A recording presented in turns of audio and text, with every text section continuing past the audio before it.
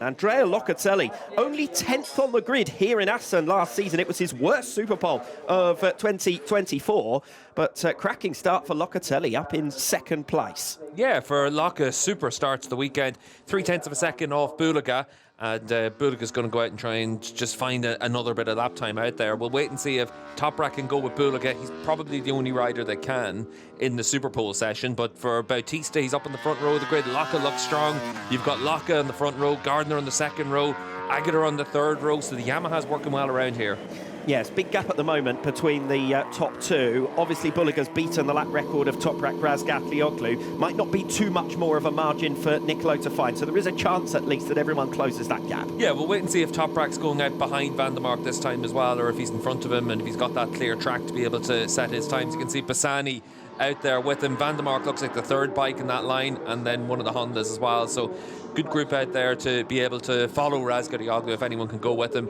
Nicely placed for Bassani, who's done a lot of laps on the Q tyre so far this weekend, and should be able to use that to exploit his potential. Just very quickly as well, on the first stint, Taz McKenzie went out on his first lap straight down into the 1:33s. He's up there in the fifth row of the grid. Good effort from the MIE Honda rider. He's gone 0.7 of a second faster in the Superpole session than he did at any point up to this in the weekend. Alvaro Bautista making his way out onto the circuit. His teammate Nicolo Bulaga is already up and running. Bit of a moment for Bulaga there through the second sector, but he was up on his previous best after sector one, already by 1/10 of a second. Oh, look at the fury from Bulaga there. Catches up to Razgatlioglu and Bassani on the right laps. Yes, and just the wrong place as well. Bulaga held at bay in sector two, has dropped some ground, and the lap has gone away from him. Sheer frustration for Nicolo Bulaga. Yeah, and this is where Bulaga needs to keep his cool head now to be able to regroup and go into his second lap and be able to do something for it. But just catches that traffic at the wrong time, and that's the risk in the Superpole session. Nico can flame his arms around and he can be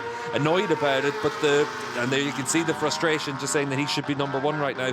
But for Bulaga, it's one of those situations where you've gone out before everyone else. You know how a Superpole session works. Sometimes being at the same point on the track as everyone else gives you that benefit. We'll see a replay of it now, and you'll see the frustration for Nico as he comes through this part of the track. And there's a reason why he'll get annoyed, because he's on a fast lap, but you've caught him in the wrong place. It narrows into a single file line in that part of the track, and he's just been unlucky. Bulaga now with his head down to have another go. This is Toprak Razgatlioglu making his way through the first sector. Razgatlioglu, who hasn't qualified off the front row of the grid in the last 4 Dutch rounds. He was the pole sitter here in 2022, but at the moment he only sits in 4th position, so some work to do for Toprak. We'll see how he gets on. He is leading a train of riders, and to be perfectly honest, you don't want to be in the middle of one of those trains, but at the front might not be a bad thing for Toprak. He's a 1/4 of a second up after the opening sector alone compared to Nicolo Bulaga. Great start for him. Bassani and Van der Mark also with a strong first sector. Bulaga's a second off the pace on his first sector right now as well, so he's not going to improve his lap time. Has the frustration boiled over for Bulaga, or will he have enough tyre left for one fast lap at the end of the session?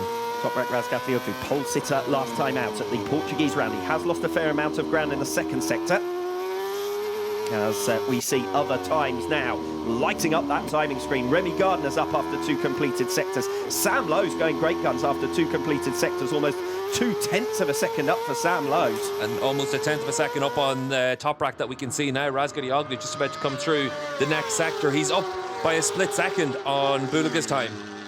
Razgatlioglu then leading this group round. Sam Lowe's has an opportunity here to put himself up on the front row of the grid. We know Bulaga's very strong in this final sector. Lowe's was 4th on the grid here last season, his best Superpole results to date. Can he get a first front row start in WorldSBK? Razgatlioglu goes P2, less than 1/10 of a second down on Bulaga. Bassani's up on the front row as things stand as well. That's great for him. He's usually a bit of a weak link in Superpole. Sam Lowe's crosses the line. He's over 1/10 of a second up on Nicolo Bulaga there. Super lap from Sam to do that. Gardner goes on to the second row just behind Locatelli. We're into probably the final lap for a lot of these riders. Alvaro Bautista, the key man now, just making his way through the final sector, an average 10th on the grid last season. Has at least qualified qualified on the front 3 rows at the opening 2 rounds of 2025. But Superpole certainly a weakness for Bautista. New personal best for him. It's only good enough for P5, a 1 minute 32.921. So it's Sam Lowes who leads the way, 1.5 tenths ahead of Nicolo Bulliger. Toprak Razgatlioglu's going for another lap, but at the moment he sits in 3rd place. Bassani, that's outstanding from him, up in 4th position, ahead of Bautista and Locatelli. Petrucci with a new personal best there. He goes into P7, ahead of Gardner and Alex Lowes. Really impressive from Bassani. He was behind Toprak. He found the right rider to follow. He's good with the Q tyre and he's made a big jump, and that's why he's up on the 2nd row of the grid. But Toprak's on a good lap here. He's down by 1/10 of a second pretty much at the halfway stage. The lap's gone away from 1/4 of a second down. Sam was good in that final sector, and unless Toprak finds something big in that sector compared to the previous lap, he won't have enough time. Bulliger doesn't have a fast lap in him as well. Everyone trying to find something on their final lap, and it could be Bautista that's the big spoiler. Bautista, Locatelli could potentially challenge the likes of Bulliger and Razgatlioglu for a place on the front row. Toprak will not improve. He's got one more lap, but the longer you go on with the tyre, the less performance is there. As Bulliger is finding out to his cost, he fails to improve as well. Bautista loses ground in sector 3, so does Locatelli. That might be just about it in Superpole. Yeah, for Bautista, as we come into the end of the lap here, just to compare his best times in the sector, he's up by 1/10 of a second on Lowe's best time in the final sector. Let's see if he can do it on the 3rd final lap.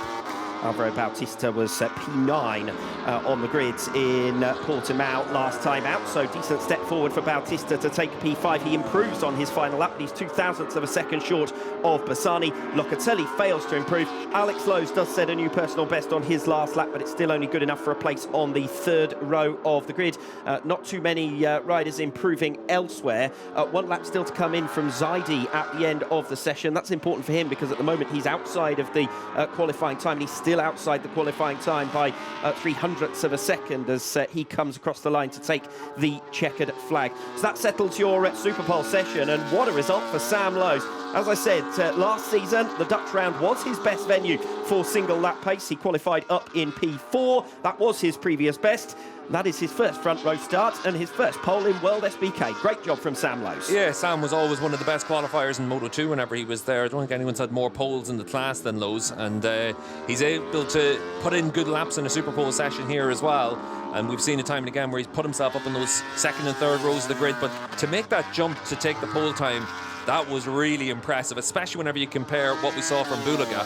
And Nico had put in a really good lap, but Lowes takes that pole, first career pole in the WorldSBK class. Celebrations for the Mark VDS team. Sam Lowes leading the way on the grid then for race 1 this afternoon. The Superpole race tomorrow. Great opportunity now from him. He's been there in those top 6 positions, hasn't he, in each of the opening 2 rounds, but this is the best chance he's had yet to really challenge for a podium spot. Yeah, and you can see there Sam on that final lap just still riding hard to be able to get some information, but once he crossed the line you can see the release for him and the relief as well, because for all the riders that are trying to move themselves up into that lead pack, it is a challenge to be able to find that step. He's been able to do it in this session, but he'll also know it's only Superpole now. He's got to perform in the race as well, and he's performed very well in the races up to this point in the season.